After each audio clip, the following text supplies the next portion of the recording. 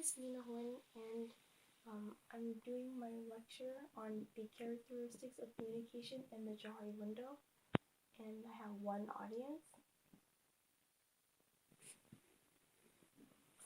So there are three characteristics of communication, and one is that communication is inescapable. It's inescapable because because communication is inevitable. You cannot not communicate. Does that make sense? Okay, you cannot not communicate because we're still communicating even if we are unintentionally communicating, and also like nonverbal communication. An example of that is like our facial expressions and our body movements and gestures can also send messages to people even if we don't intend to. Like if we were sitting in a classroom and then we're on our cell phone, like texting or surfing the internet, while a teacher is lecturing, that can send a message to teachers that we are not interested in the lecture. The second form of the characteristics is that it's complicated. It's complicated because messages can be misunderstood and it can cause conflicts. A good example of that is like people communicating through text messages, because you cannot see their facial expressions and they hear their tone of voices, so you don't know if they're yelling at you or their true intentions. The third characteristics of communication is that it is irreversible. It's irreversible because once you make a statement, you cannot take it back. It's already embedded in our minds. It's hard to take it back.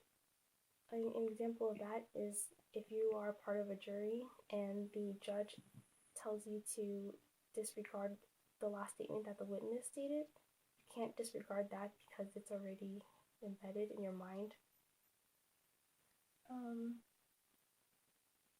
Then about the Johari window, there are 4 quadrants of the Johari window. The first quadrant is open, which is known to self and known to others. It's what you know about yourself and what others know about you. It can be physical features like your height, age, your ethnicity. The second one is the blind quadrant. That is that you don't know about yourself, that others know. Known to self and known to others. And it could be like if you have body odor or bad breath and you didn't know that, but other people, they can sense that.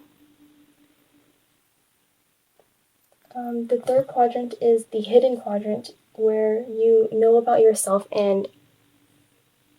but others don't know about you. An example of the third quadrant is that if you have secrets, personal experiences. The fourth one is the unknown quadrant, that you and others don't know about you. It could be like illnesses, like cancer. People use the Johari window for 2 reasons.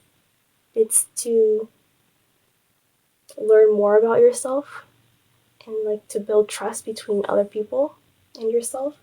And the second reason is to, like, when you get feedback from others, you can like learn to improve yourself, like work on yourself.